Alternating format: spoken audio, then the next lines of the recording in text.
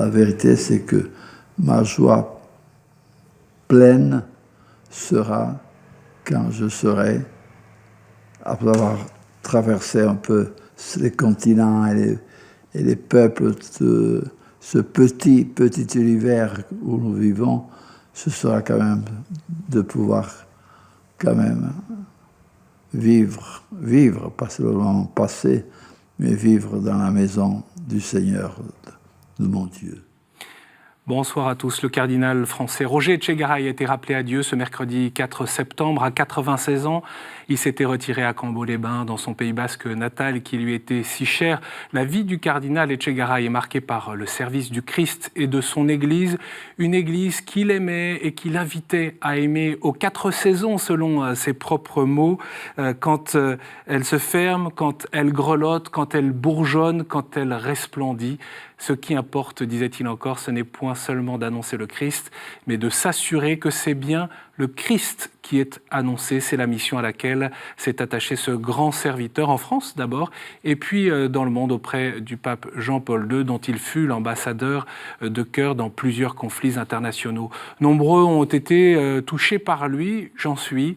Lui qui invitait à se faire compagnon d'Emmaüs, à marcher avec ses souffrances, avec ses espérances et se laisser rejoindre par le Christ. La rédaction de KTO vous propose dans cette émission de revenir sur cette grande figure de l'Église avec un premier témoignage, celui de l'évêque de Bayonne qui est allé au chevet du cardinal Etchegaray lundi dernier à la maison de retraite de Cambo-les-Bains où le cardinal résidait depuis 2017. Monseigneur Hayet confie quelques instants de cette dernière rencontre.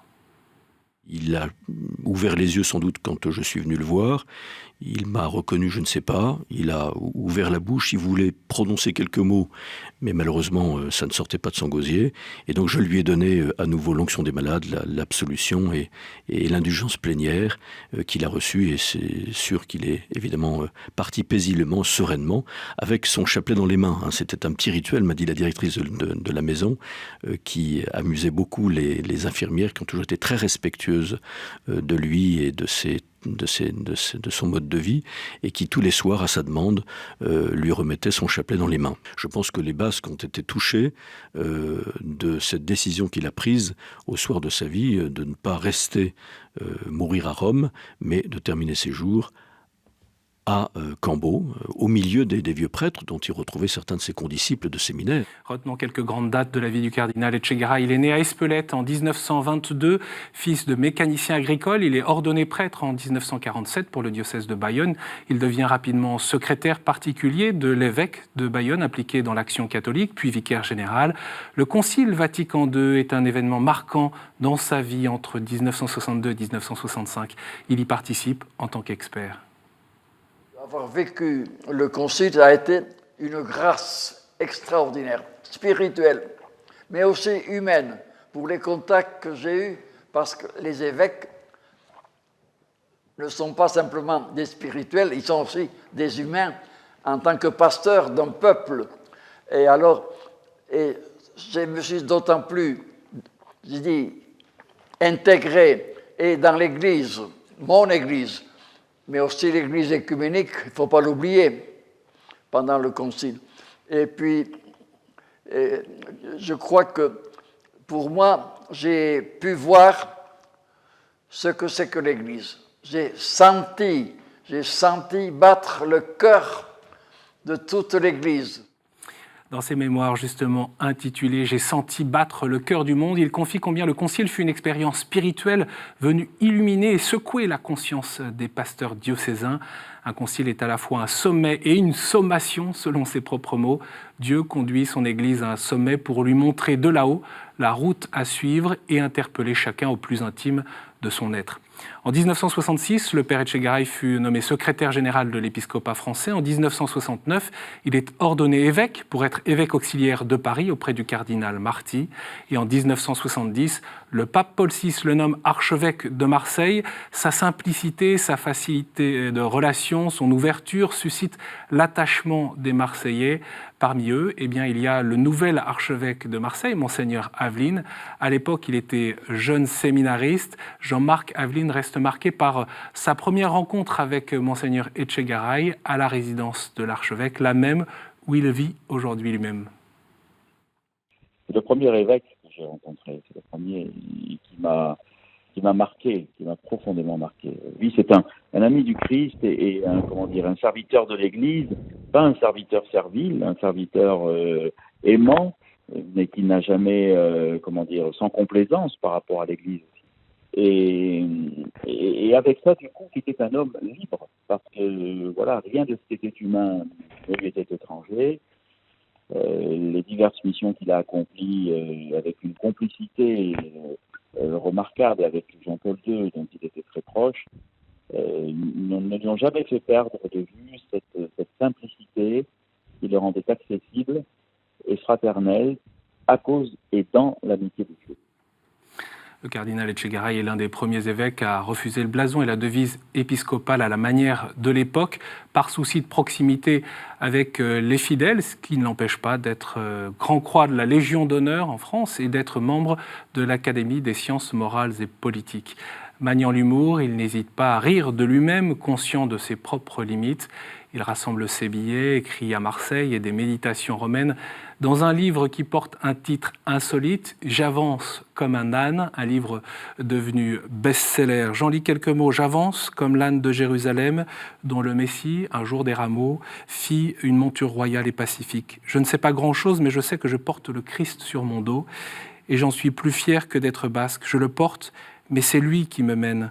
Je sais qu'il me conduit vers son royaume, où je me prélasserai sans fin dans de verts pâturages. » En 1979, Monseigneur Etchegaray est créé cardinal par Jean-Paul II. Ce dernier l'appelle à Rome en 1984 et le nomme président des conseils pontificaux Justice et Paix et Cor Unum. C'est en s'appuyant sur le cardinal Etchegaray que Jean-Paul II organise le premier rassemblement interreligieux à Assise en 1986. Il s'associe à de nombreuses rencontres, le cardinal Etchegaray, à travers le monde, autour de rassemblements interreligieux, comme sur ces images en 2012, à Sarajevo, aux côtés de responsables religieux venus du monde entier, une rencontre organisée par la communauté Sant'Egidio. Le cardinal Etchegaray porte aussi un intérêt pour le dialogue avec les Juifs, et puis il y a cet attachement commun à Jérusalem. Il se lie d'amitié aussi avec d'autres églises chrétiennes, les orthodoxes en particulier, le patriarcat de Moscou, alors très en froid avec Rome. Pour lui, le Christ est un facteur d'unité par-delà les divisions confessionnelles. Il reste très attentif au chemin à emprunter ensemble. Le seul chemin, et c'est évangélique, un terme à ne jamais oublier, je suis le chemin, a dit Jésus. Donc, si on est fidèle à suivre Jésus, avec parfois des différences culturelles, des différences rituelles même, c'est Jésus qui reste quand même. Donc, le chemin qui unit tous les chrétiens. Et ça sera toujours ainsi. Moi, j'ai foi en l'avenir, parce que le Christ est un et que le Christ veut l'unité de toute ça, de toute l'humanité.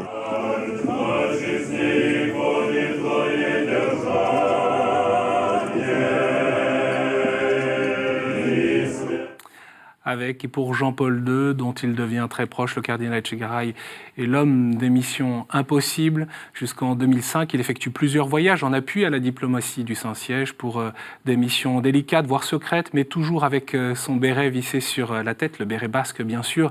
Il rencontre ainsi Fidel Castro, Mao, il se rend au Rwanda en plein génocide, au Liban durant la guerre civile et dans Jérusalem en crise. Avec Saddam Hussein en 2003, on se souvient de ces images. Il ose là encore une relation fraternelle qui lui vient de sa foi. Dans le grand entretien réalisé par Véronique Beaulieu, coproduit par le CFRT et KTO en 2008, il revient sur cette mission confiée par Jean-Paul II dans un contexte de guerre imminente. J'avais une mission quand même difficile. Et pendant 1h30, vous savez, on ne peut pas se contenter de parler de la pluie et du beau temps.